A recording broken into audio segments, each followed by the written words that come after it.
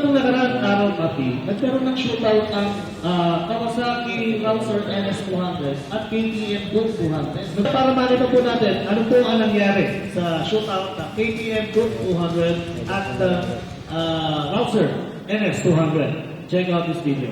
The Rouser 200 NS versus the KTM Duke 200. KTM has a rich legacy of building top-notch performance bikes. Based in its home in Austria, they are one of the biggest motorcycle manufacturers. In order to keep up with the Asian market, KTM has partnered with India's largest motorcycle manufacturing company, Bajaj. The KTM Duke 200 was born, and it's not like any other street bikes of today. It is based on KTM's bestseller street bike, the KTM Super Duke 1290. The KTM Duke 200 design is compact and light. It has plastic body panels and a short wheelbase, making the bike fast and agile.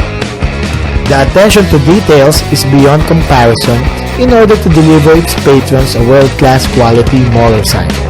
The powerhouse is a 199cc single-cylinder liquid-cooled engine. Its power, 25-bit horsepower at 10,000 RPM, enough to make your neighbor jealous.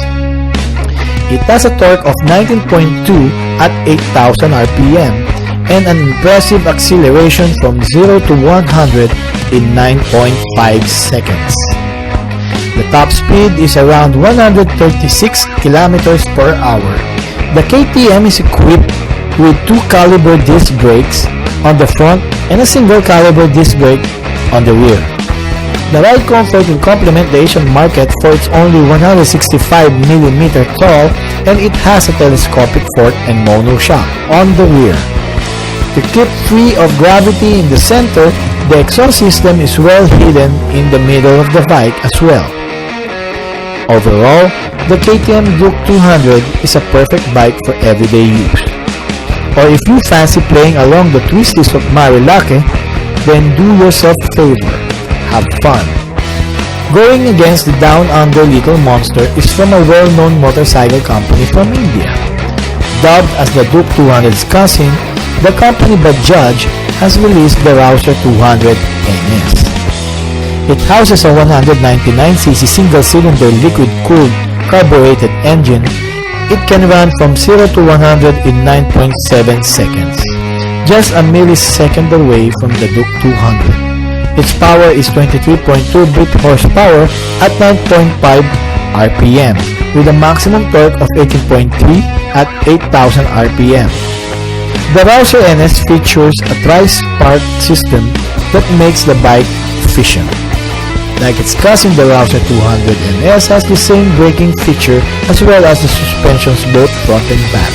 The only difference of the two is the styling, and one is a carburetor while the other is an EFI. Both bikes share the same DNA, but deep inside, it has a distinctive personality, all in all.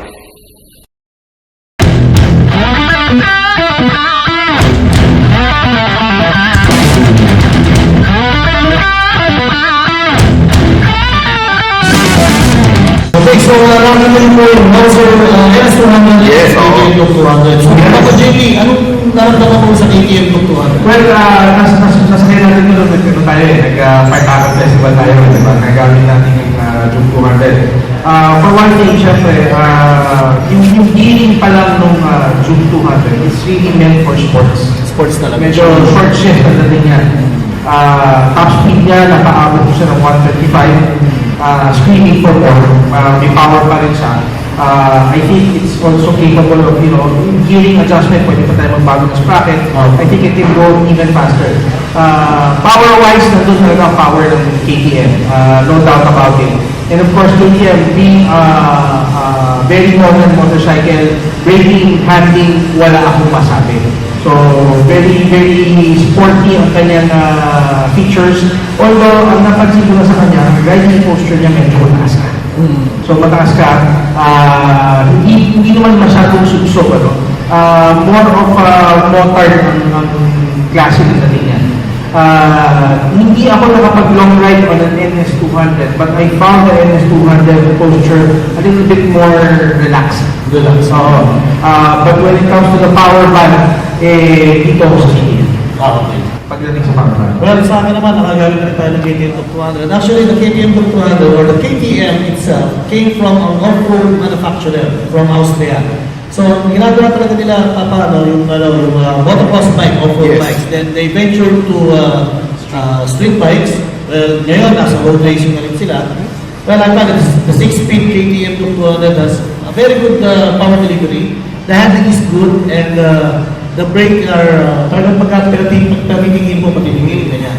For the NS200, it has naman as a 3-spark, yung 3-spark na tinatawag. Yes. So, the power delivery is also good. Maganda po yung handling Mas niya. torquey. Mas torquey. Torquey. So, I find both bikes are good bikes. The lightweight of the KTM, si Wilson na medyo heavy naman. Heavy na konti. Yes. So that's it for the motorcycle shootout for Yes. KTM 200 good and Rouser NS 200. Both bikes, highly recommended. Highly recommended.